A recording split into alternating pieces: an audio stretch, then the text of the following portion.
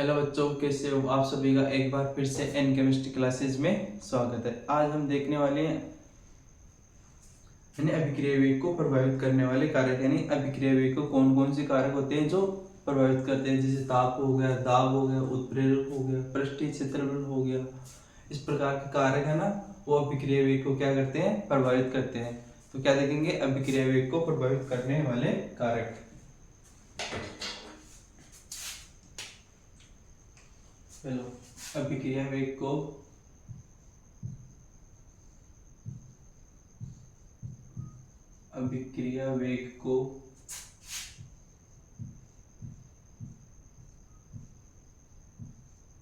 प्रभावित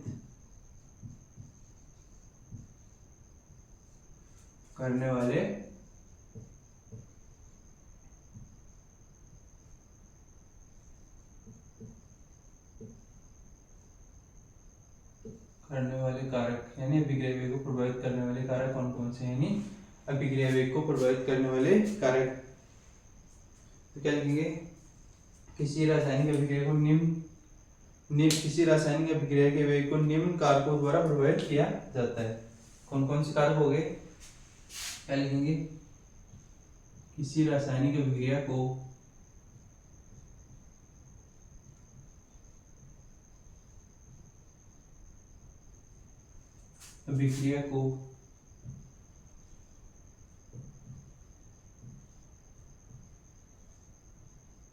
निम्न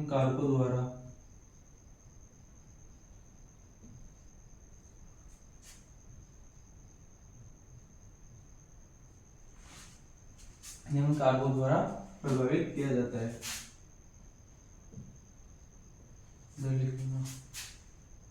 प्रभावित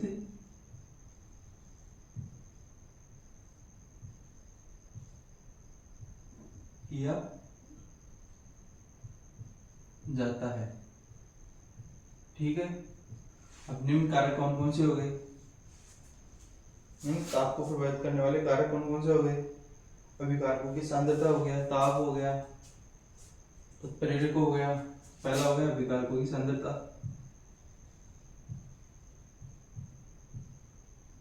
अभिकारकों की सांद्रता हो गया।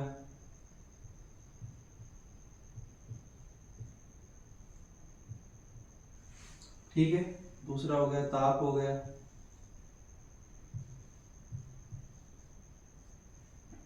तीसरा क्या हो गया, उत्प्रेरक हो गया। उत्प्रेरक भी तो अभिक्रिया के वेग को प्रभावित करता है ना। जैसे जैसे जैसे कैटलिस्ट डालते हैं, रिएक्शन आगे बढ़ती है, या फिर रिएक्शन की क्या होती है, स्पीड बढ़ती है, लेकिन रिएक्शन में कोई परिवर्तन नहीं होता, मतलब एक वेग में परिवर्तन होता है, बाकी कुछ परिवर्तन नहीं होता। ठीक है, दाब हो गया, चौथा हो गया दाब का प्रभाव, दाब हो गया। पृष्ठीय क्षेत्रफल, पांचवा पृष्ठीय क्षेत्रफल का प्रभाव,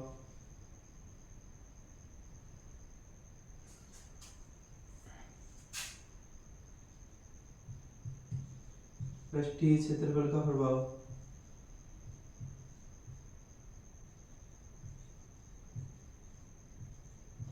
पृष्ठीय क्षेत्रफल का प्रभाव, पृष्ठीय क्षेत्रफल किस प्रकार का होगा। छठा क्या होगा, उत्पादकों की सांद्रता का प्रभाव और विकिरणों का प्रभाव। उत्पादकों की सांद्रता का प्रभाव, इस सांद्रता का प्रभाव, और क्या होगा, विकिरणों का प्रभाव। सातवां क्या होगा, विकिरणों का प्रभाव। इस प्रकार से अपन देखते हैं अभिकारकों की सांद्रता को प्रभावित करने वाले कारक कौन कौन से हो गए। ठीक है, यानी अभिक्रिया वेग को प्रभावित करने वाले कारक, यानी किसी रासायनिक अभिक्रिया को निम्न कारकों द्वारा प्रभावित किया जाता है। ठीक है, तो सबसे पहले होगा अभिकारकों की सांद्रता का प्रभाव, दूसरा होगा ताप का प्रभाव, तीसरा होगा उत्प्रेरक का प्रभाव, चौथा होगा दाब का प्रभाव।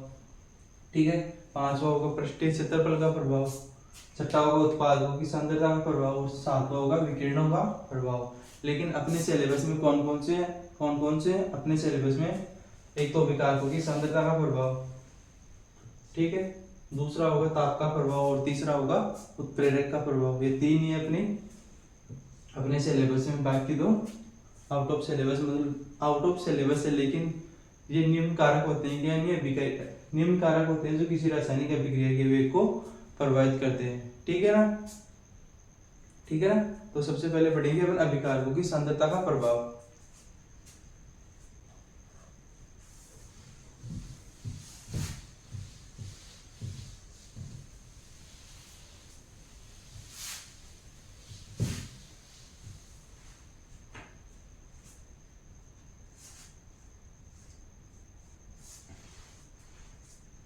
पहला देखेंगे अभिकारकों की सांद्रता का प्रभाव।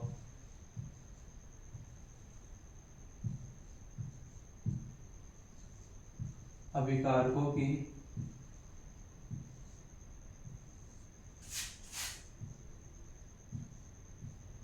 सांद्रता का प्रभाव।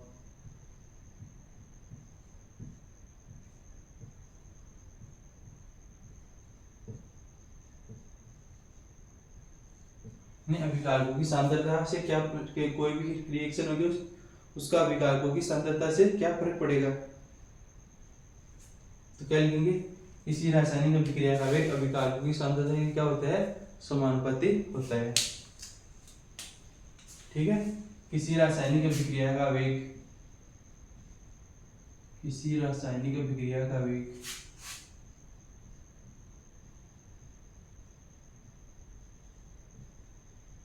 किसी रासायनिक अभिक्रिया का वेग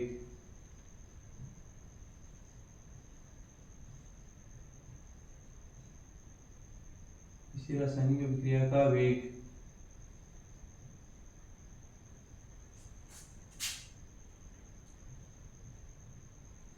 किसी रासायनिक अभिक्रिया का वेग अभिकारकों की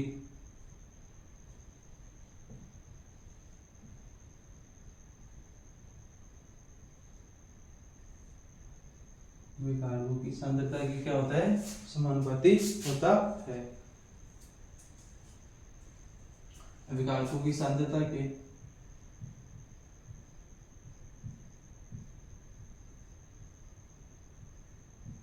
समानुपाती होता है।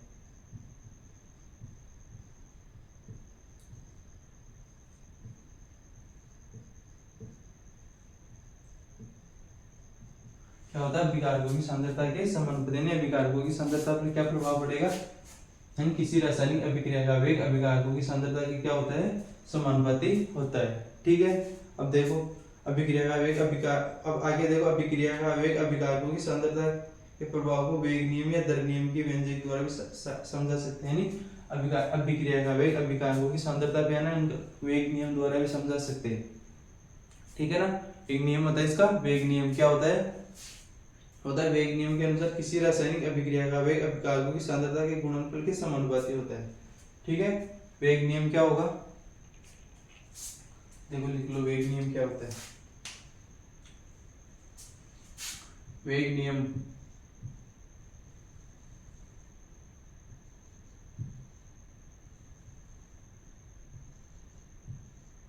वेग नियम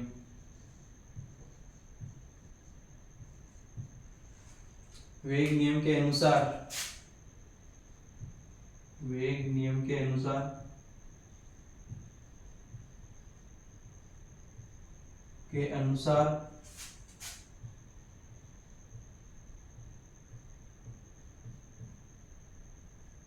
किसी रासायनिक अभिक्रिया का वेग अभिक्रिया का वेग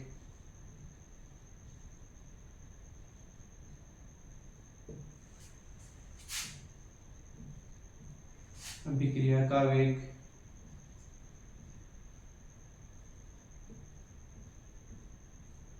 अभिकारकों की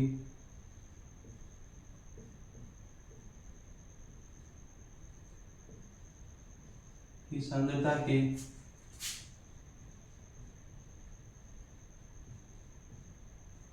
अभिकारकों की सांद्रता के गुणनफल के समानुपाती होता है। के गुणनफल के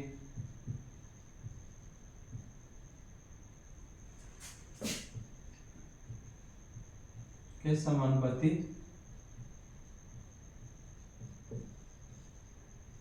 गुणनफल के समानुपाती होता है। यानी वेग नियम क्या होगा? वेग नियम क्या होता है? वेग नियम होता है, वेग नियम के अनुसार किसी रासायनिक अभिक्रिया का वेग अभिकारकों की सांद्रता के गुणनफल के समानुपाती होता है। यानी इसको बोलते हैं अपन वेग नियम।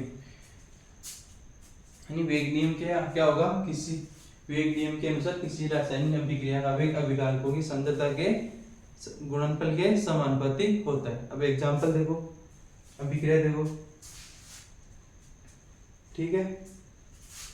यानी अभिक्रिया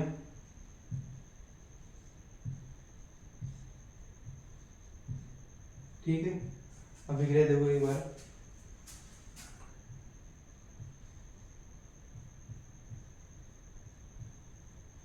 ठीक है। अभिक्रिया उत्पाद के लिए,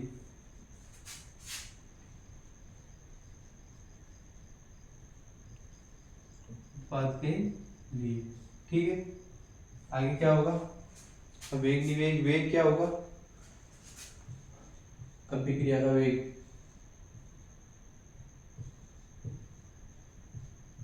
किस किस पोषण में होता है? अभिकारकों की सांद्रता के, अभिकारकों की सांद्रता के प्रोपोर्शनल में होता है, ठीक है ना। यानी a की पावर x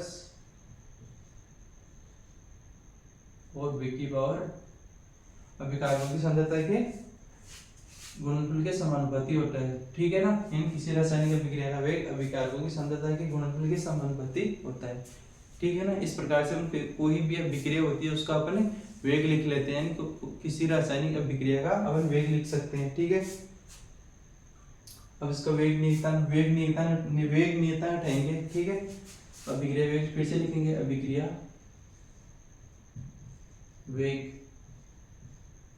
ठीक है, आर। तो इस एक कांस्टेंट का साइन आएगा, यानी प्रोपोर्शनल का क्या आएगा? साइन आएगा, उसको बोलेंगे अपन के। वेग नियतांक आएगा के, प्रोपोर्शनल टू a की पावर a और b की पावर b। इस प्रकार से अपन कोई भी रासायनिक अभिक्रिया होगी उसका अपन वेग लिखते हैं, ठीक है। तो क्या लिखेंगे? इसे ही अपन अभिक्रिया, इसे ही वेग नियम या दर नियम वेग व्यंजक समीकरण कहते हैं। क्या लिखेंगे? इसे ही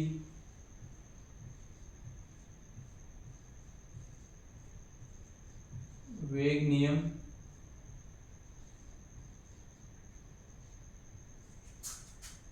या दर नियम समीकरण कहते हैं। दर नियम समीकरण कहते हैं।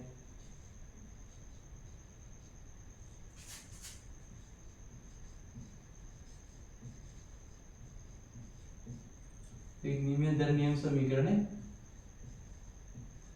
करते हैं, ठीक है। तो ये देखो, यानी इसे ही वेग नियम या दर नियम समीकरण कहते हैं। तो सब इसमें देखो के को, इसमें क्या के क्या होगा? वेग नियतांक क्या होगा? वेग नियतांक,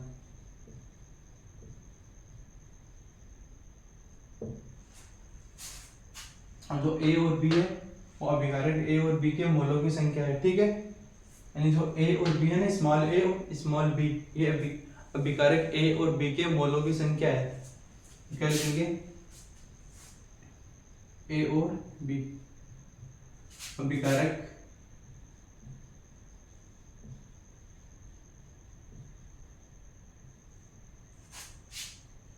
a और b के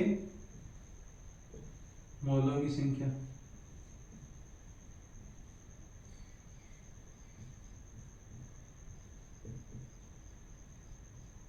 अभिकारक a और b के मोलों की संख्या है, ठीक है, ठीक है। और ये देखो a और b क्या है? कंसंट्रेशन, एक और भी क्या है अभिकारकों की सांद्रता।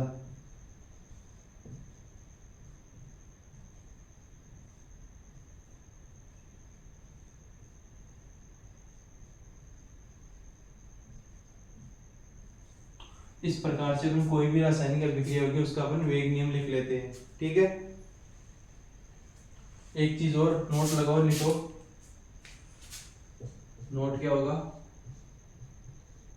जो वेग नियम होता है ना, वेग नियतांक, वो केवल केवल ताप पर ही निर्भर करता है। क्या होता है, वेग नियम होता है ना, वेग नियतांक केवल किस पे निर्भर करता है, ताप पे निर्भर करता है। तो क्या लिखेंगे, वेग नियतांक केवल ताप पे निर्भर करता है। वेग नियतांक, वेग नियतांक कौन सा हो गया, वेग नियतांक हो गया के, केवल ताप पे निर्भर करता है, केवल ताप पर निर्भर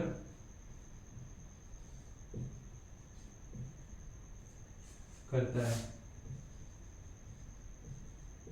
ये चीज पूछ सकते हैं आपको एग्जाम में कि वेग नियतांक किस पे निर्भर करता है, ताप पे निर्भर करता है, दाब पे निर्भर करता है, या प्रेशर पे निर्भर करता है, या फिर कैटलिस्ट पे निर्भर करता है। तो आपको ध्यान रखना है कि जो वेग नियतांक होता है वो किस पे निर्भर करता है, ओनली फॉर वेग नियतांक ताप पे निर्भर करता है, बाकी किसी पे निर्भर नहीं करता।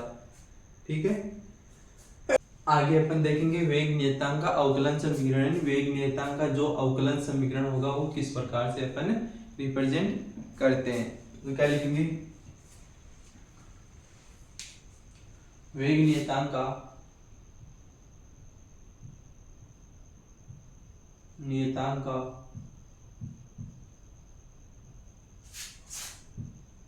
अवकलन समीकरण,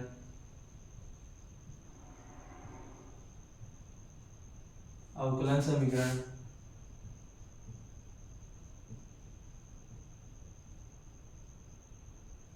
निम्न प्रकार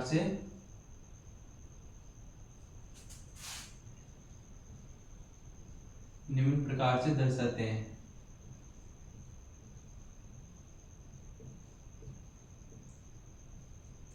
ठीक है, वेग नियतांक का अवकलन समीकरण अपन निम्न प्रकार से दर्शाते हैं। यानी कोई रिएक्शन थी ना पीछे, ए प्लस बी। ठीक है, ये क्या हो गया, उत्पाद के लिए। ठीक है, उत्पाद के लिए इसका अवकलन समीकरण क्या होता है, अवकलन समीकरण किस प्रकार से लिखते हैं, माइनस डी आर यानी विकारकों की सांद्रता में कमी होती है ना, डिवाइड बाय dt। ठीक है, इक्वल टू के ए की पावर ए और बी की पावर बी। इस प्रकार से अपन अभिक्रिया का अभिक्रिया वेग नियतांक यानी अवकलन समीकरण अपन इस प्रकार से, कोई भी अभिक्रिया होती है उसका अवकलन समीकरण अपन इस प्रकार से लिखते हैं। अभिक्रिया का अवकलन वेग समीकरण इस प्रकार से लिखते हैं। तो क्या लिख सकते हैं अपन, नीचे लिखेंगे इसे ही अवकलन वेग समीकरण कहते हैं। इसे ही अवकलन वेग समीकरण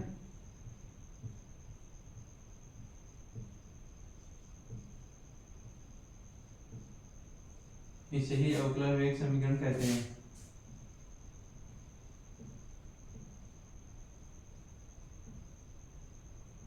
ठीक है ना, इसे ही अपन अवकलन वेग समीकरण कहते हैं। ठीक है, तो क्या लिख सकते हैं, अर्थात क्या लिख सकते हैं अपन, अभिक्रिया वेग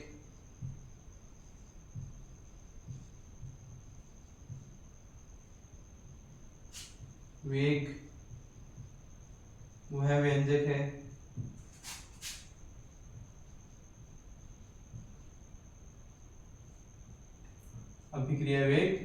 व्यंजक है जिसमें किसी अभिक्रिया के वेग को अभिकारकों की मोलर सांद्रता के पद पर कोई, जिसमें किसी अभिक्रिया के वेग को किसी अभिक्रिया के वेग को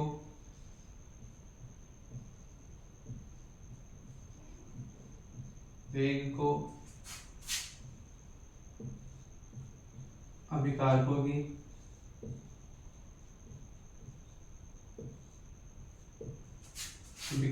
की मोलर सांद्रता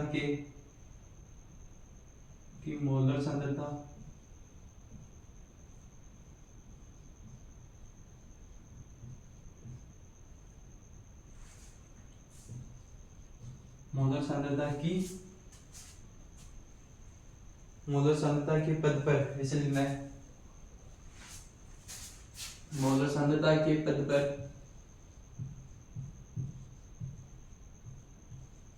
पर कोई मोलर सांद्रता के पद पर कोई घातांक लगाकर व्यक्त करते हैं, कोई घातांक लगाकर व्यक्त करते हैं।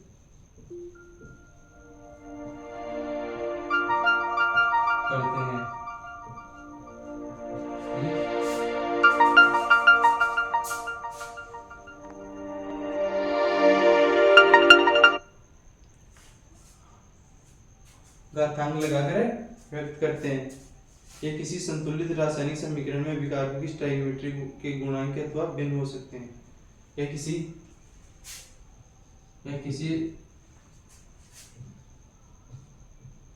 संतुलित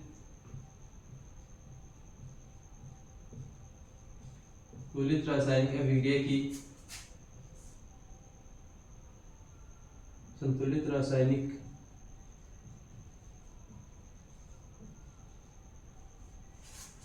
अभिक्रिया की के स्टोइकियोमेट्री के गुणांक के समानुपाती हो सकता है। स्टोइकियोमेट्री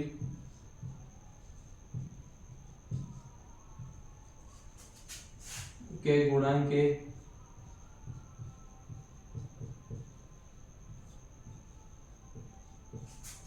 समानुपाती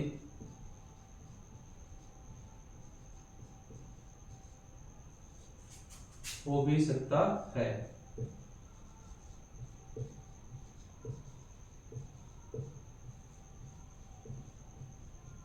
तो क्या लिखा आपने, पहले अभिक्रिया क्या लिखा आपने, अवकलित वेग समीकरण लिख लिया, ठीक है। उसके बाद क्या लिख सकते हैं अपन, अभिक्रिया वेग वह व्यंजक है तो किसी अभिक्रिया के वेग को अभिकारकों की मोलर सांद्रता के पद पर, यानी अभिकारकों की मोलर सांद्रता या ना मोलर सांद्रता यानी मोलर कंसंट्रेशन के पद पर कोई घात लगाकर अपन व्यक्त करते हैं, ठीक है। यानी मोलर सांद्रता के पद पर कोई घात लगाकर व्यक्त कर सकते हैं, ठीक है। किसी संतुलित रासायनिक अभिक्रिया की स्टोइकियोमेट्री के गुणांक के समानुपाती भी हो सकते हैं। कोई स्टोइकियोमेट्री होती है ना, कोई मतलब कितने मोल है उसी को बोलते हैं स्टोइकियोमेट्री, यानी कितने मोल अभिक्रिया में दे रहे हैं, कितने मोल रिएक्टेंट के, कितने मोल प्रोडक्ट के, उसी को बोलते हैं स्टोइकियोमेट्री के हिसाब से भी अपन व्यक्त कर सकते हैं, ठीक है। एग्जांपल देखो,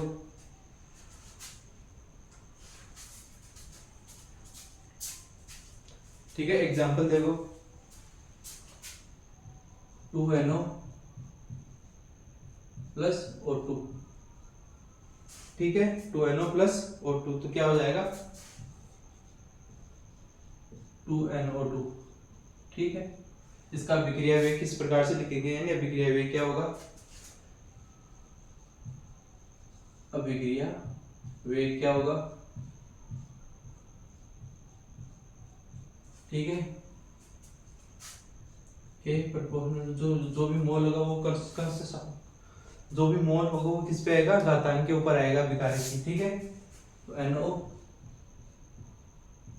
की पावर 2 जो मोल होगा उसकी घातांक के ऊपर व्यक्त करेंगे और क्या लिखेंगे, O2, ठीक है ना। इस प्रकार से इस अभिक्रिया का अपन वेग लिखते हैं, ठीक है। अगली अभिक्रिया देखो, CHCl3 प्लस Cl2, ठीक है ना, प्लस Cl2 की रिएक्शन क्या होगी, इसकी रिएक्शन होगी CCl4 प्लस HCl, ठीक है। इसका अभिक्रिया वेग क्या होगा?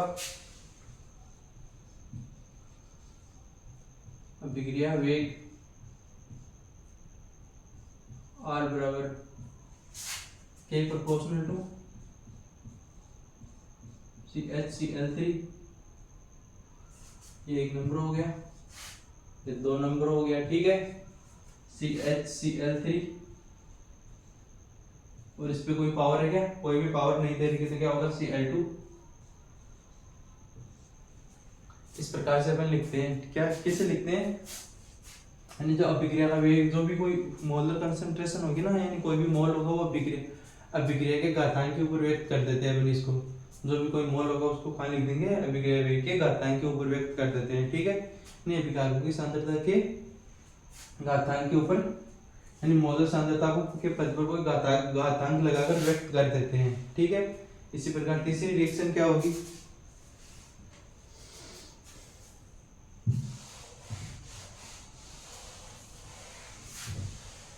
तीसरी रिएक्शन क्या होगी?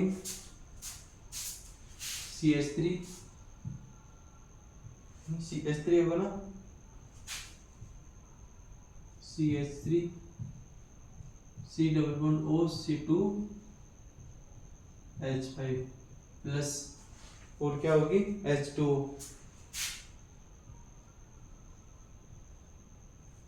इसकी रिएक्शन क्या होगी? CH3 C double bond H plus C2H5 OH। इसका आप अभिक्रिया वेग नियतांक लिखो, यानी अभिक्रिया वेग लिखो। इसका अभिक्रिया वेग किस प्रकार से लिखा जाता है वो आपको लिखना है। कैसे लिखोगे? आप वीडियो को पॉज करो और इसका अभिक्रिया वेग लिखो, ठीक है। ठीक है, तो इसका वेग नियम क्या होगा? वेग नियम क्या होगा?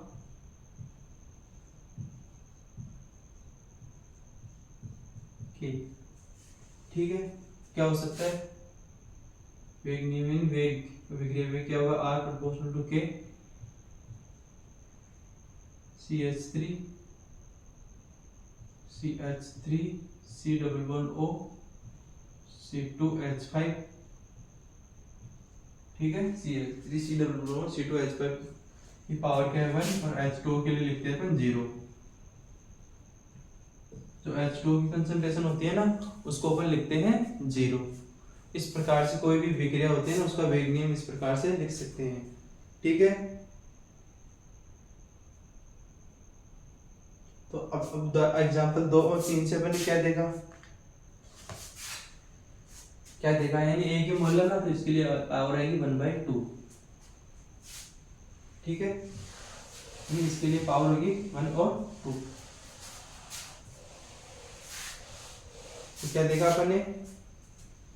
उदाहरण 2 और 3 से स्पष्ट है कि वेग नियम किसी संतुलित रासायनिक अभिक्रिया के आधार पर नहीं बनाया जा सकता। तो क्या लिखेंगे?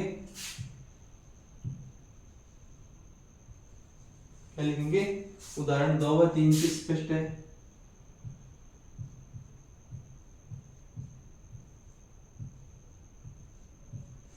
दो व 3 से स्पष्ट है, 3 से स्पष्ट है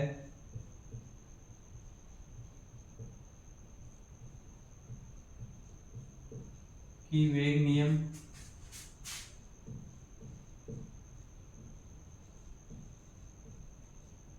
वेग नियम किसी संतुलित रासायनिक समीकरण के आधार पर नहीं बनाया जा सकता। किसी संतुलित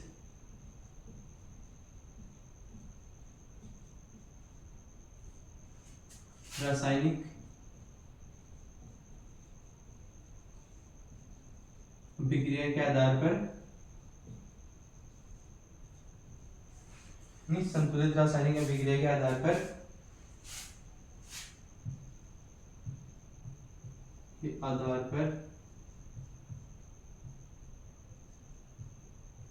नहीं बनाया जा सकता।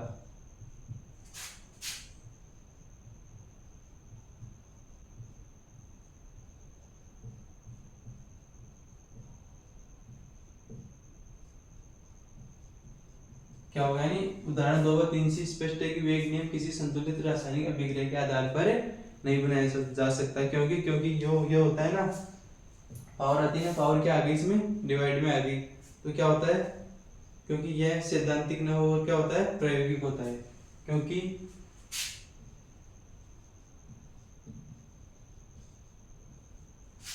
यह सैद्धांतिक न होकर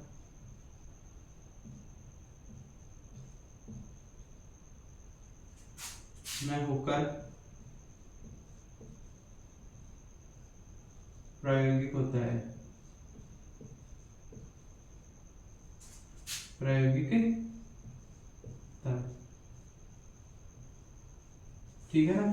यानी इस प्रायोगिक का मतलब जो पावर होती है ना, पावर डिवाइड में भी आ रही है ना, 1/2 भी आ रही है, मतलब 1/2 के रूप में भी शो कर रहा है, या फिर ओनली फॉर कंसंट्रेशन के ऊपर ही डिपेंड ना करिए, यानी सैद्धांतिक यानी पॉइंटों के रूप में भी क्या आ रही है, इसकी पावर शो कर रहा है, ठीक है ना, वेग नियम। ठीक है, अब वेग नियम की इकाई लिखेंगे, वेग नियम की इकाई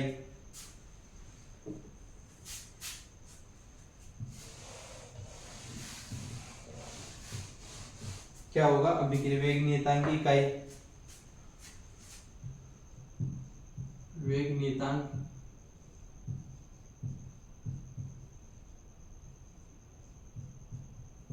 इकाई क्या होगी,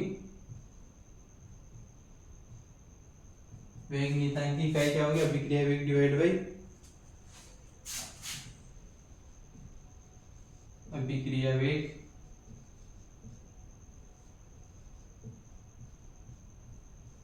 और डिवाइड बाई अभिकार को, डिवाइड बाई अभिकारक,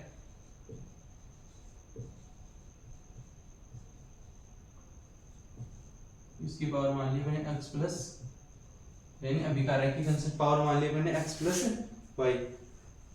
यदि अपन ने x प्लस वाई को क्या माना बने, यदि x प्लस वाई को माना अपन ने n माना, ठीक है, यानी x प्लस वाई को अपन ने क्या माना, n माना, तो अभिक्रिया वेग क्या होगा, तो अभिक्रिया वेग क्या होगा,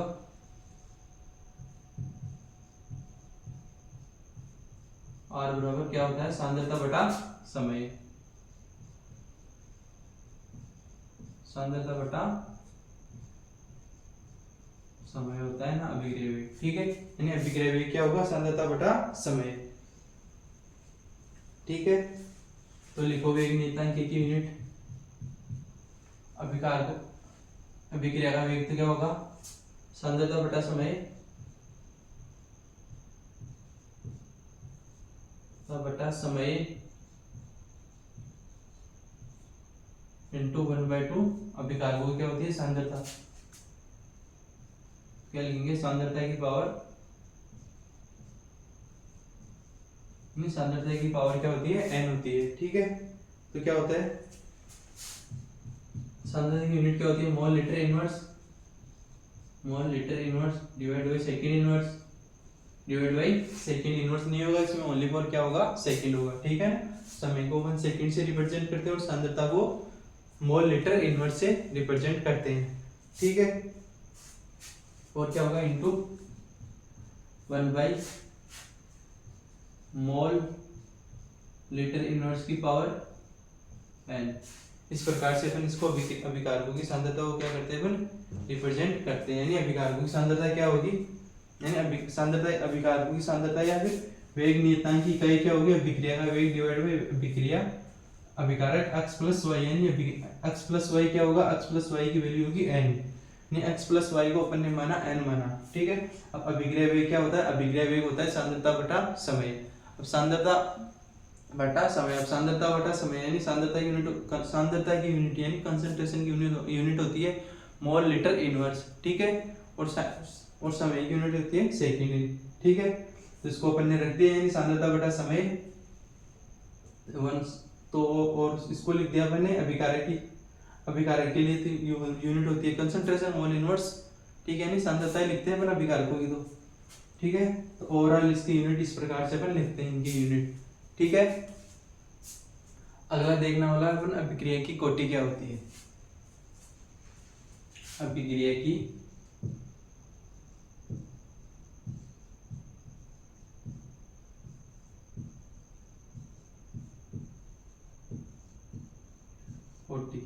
मतलब अभिक्रिया कोटि मतलब कौन से ऑर्डर की रिएक्शन होगी, ठीक है ना। ये किस प्रकार से रिप्रेजेंट करते हैं, किसी अभिक्रिया के वेग नियम को अभिकारकों की सांद्रता की घातों का योग, यानी जो किसी रासायनिक अभिक्रिया के वेग नियमों में के अनुसार अभिकारक की सांद्रता की घातों का योग अपन क्या बोलते हैं, अभिक्रिया की कोटि, ठीक है। किसी अभिक्रिया के वेग नियम के अनुसार, ऐसे लिखो, किसी अभिक्रिया के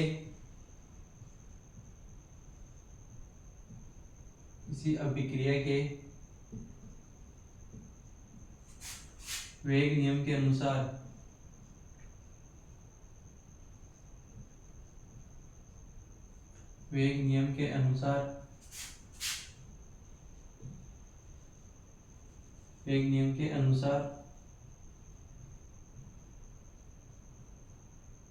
अभिकारकों की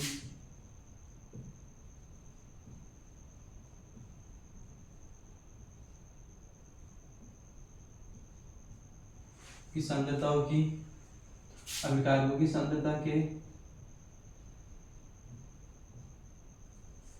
अभिकारकों की सांद्रता के घातों का योग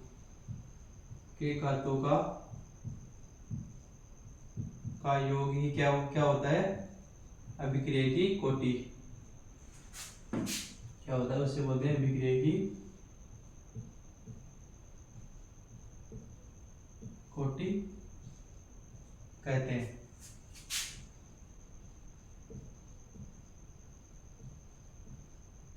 क्या हुआ, किसी अभिक्रिया के वेग नियम के अनुसार अभिकारकों की सांद्रता की घातों का योग ही क्या होता है, अभिक्रिया की कोटि। किसी अभिक्रिया में भाग लेने वाले उन अभिकारकों की संख्या, या फिर क्या लिख सकते हैं, अर्थात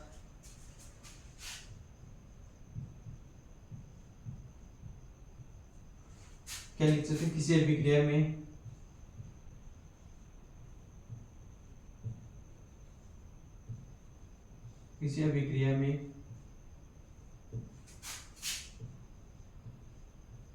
उन अभिकारकों की संख्या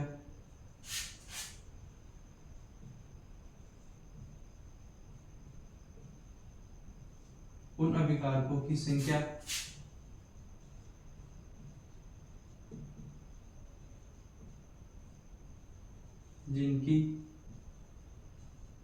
सांद्रता में क्या होता है, परिवर्तन होता है, जिनकी सांद्रता में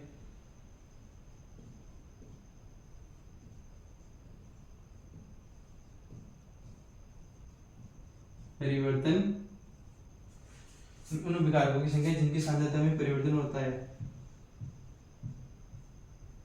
सांद्रता में तो परिवर्तन होगा ना, यानी कौन से ऑर्डर की रिएक्शन होगी, तो अपन कंसंट्रेशन के हिसाब से बता सकते हैं कौन से ऑर्डर की रिएक्शन होगी, ठीक है। यानी जिनकी सांद्रता में परिवर्तन होता है, अभिक्रिया कोटि कहते हैं। और क्या लिख सकते हैं, अभिक्रिया कोटि कहलाती।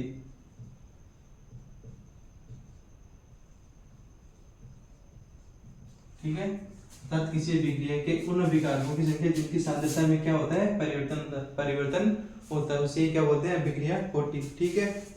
तो एग्जांपल देखो, वेग नियम किस प्रकार से लिखेंगे, जैसे ए और बी टाइप की रिएक्शन है, ए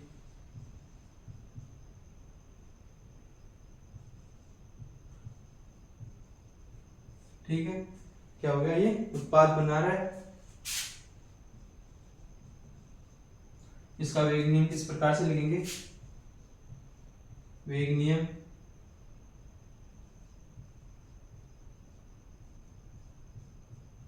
के ए की पावर अपन ने मान ली, जैसे x मान ली, और b की पावर मान ली, y मान ली, ठीक है। तो अभिक्रिया की कोटि किस प्रकार से लिखेंगे, ठीक है। तो अभिक्रिया की कोटि क्या होगी,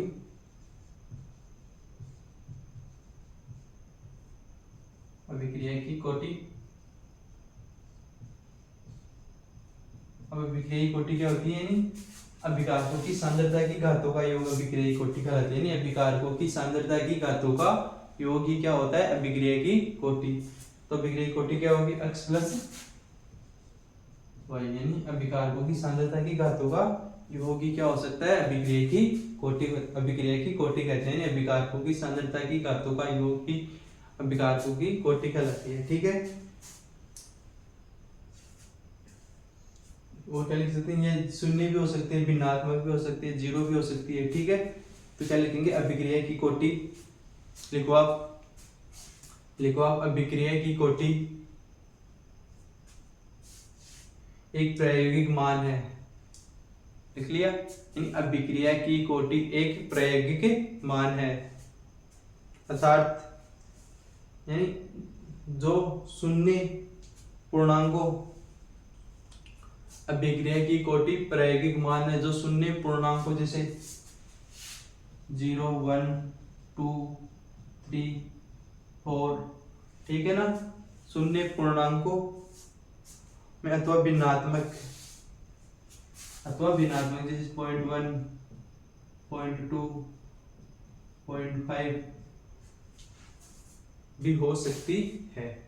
ठीक है, क्या लिखा आपने, आपको लिखना है अभिक्रिया की कोटि एक प्रायोगिक मान है जो शून्य पूर्णांकों यानी पूर्णांकों 0 1 2 3 इस प्रकार से अथवा भिन्नात्मक भी हो सकती है, यानी भिन्नात्मक मतलब पॉइंटों में भी हो सकती है, या फिर 1/2 2/3 इस प्रकार से भी हो सकती है। ठीक है, कुछ ऐसी अभिक्रिया भी होती है जो एक पद में संपन्न होती है, उनकी कोटि किस प्रकार से निकालते हैं, उनकी कोटि निकालते हैं उनके संतुलित समीकरण से। तो क्या लिखेंगे, ऐसी रासायनिक अभिक्रिया जो लिखेंगे, कुछ ऐसी रासायनिक अभिक्रिया होती है, कुछ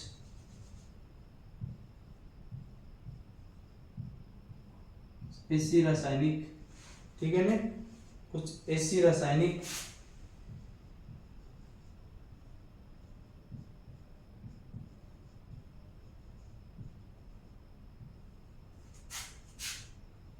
अभिक्रिया होती है, कुछ रासायनिक ऐसी अभिक्रियाएं होती है जो एक पद में संपन्न होती है,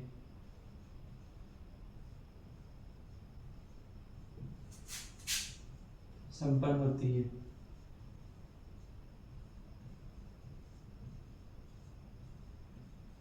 यानी जो रिएक्शन एक पद में संपन्न होगी उनकी कोटि किससे निकालते हैं, संतुलित रासायनिक समीकरण से अपन उनकी कोटि निकालते हैं। तो उस अभिक्रिया की कोटि, तो उस अभिक्रिया की कोटि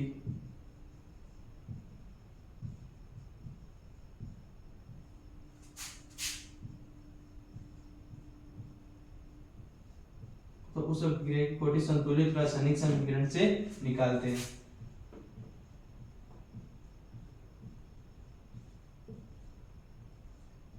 रासायनिक समीकरण से निकालते हैं।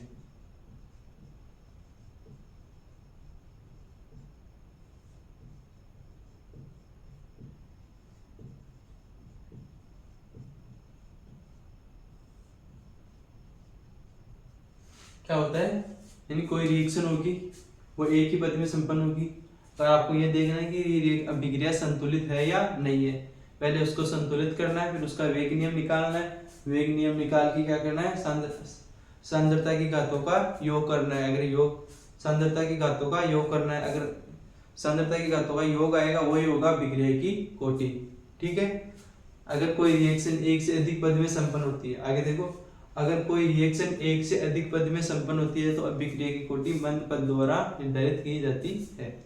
ऐसे लिखना है, अगर कोई रिएक्शन, अगर कोई अभिक्रिया एक से अधिक पदों में संपन्न होती है, एक से अधिक पदों में संपन्न होती है,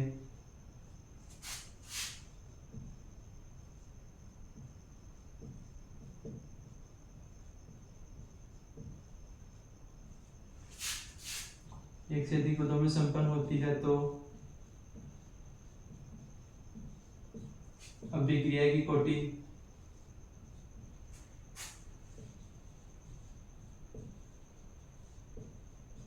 कोटि मंद पद द्वारा निर्धारित की जाती है। मंद पद द्वारा निर्धारित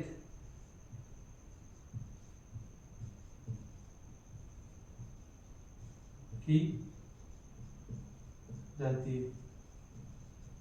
क्या होगा, अगर कोई अभिक्रिया एक से अधिक पदों में संपन्न होती है तो उसकी कोटि किस प्रकार से निकालेंगे, यानी अभिक्रिया की कोटि किस प्रकार से निकालेंगे, यानी अभिक्रिया की कोटि निकालेंगे ओनली फॉर मंद पद से, यानी मंद पद होगा। ये सबसे इंपॉर्टेंट है, इस पे आप चाहे स्टार लगाओ, चाहे इस पे स्टार लगा सकते हो आप, चाहे जितने स्टार लगाओ इस पे, ठीक है ना। क्या होती है कि मंद पद द्वारा ही अभिक्रिया की कोटि अपन डिसाइड कर सकते हैं, ठीक है। जैसे एथेन का CO2 जल, एथेन का CO2 जल में ऑक्सीकरण है। एग्जांपल देखो,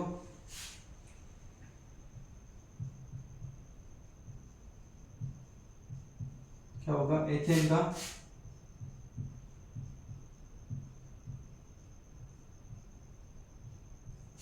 CO2 है जल में ऑक्सीकरण।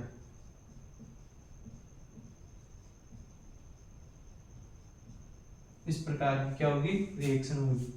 तो इसकी इनकी कोटि भी अपन डिसाइड कर सकते हैं, यानी एथेन का CO2 जल में ऑक्सीकरण, यानी एक से अधिक पदों में ये रिएक्शन संपन्न होगी। अब एक से अधिक पदों में रिएक्शन संपन्न होगी तो अपने को ये देखना है कि मंद पद कौन सा होगा। जो मंद पद होगा वही अभिक्रिया की कोटि को शो करेगा। अब अगले वीडियो में अपन देखेंगे वेग नियतांक की विभिन्न प्रकार की इकाई, यानी फर्स्ट ऑर्डर होगा तो उसकी इकाई क्या होगी, सेकंड ऑर्डर होगा तो क्या इसकी इकाई क्या होगी, यानी शून्य कोटि की इकाई क्या होगी, फर्स्ट कोटि की क्या होगी, सेकंड कोटि की इकाई क्या होगी, थर्ड कोटि की इकाई क्या होगी। इस प्रकार की रिएक्शन, इस प्रकार के जो भी रिएक्शन है ना, इस प्रकार की जो भी यूनिट है ना, इनकी इकाई मतलब अपन देखने वाले अगले लेक्चर में, ठीक है।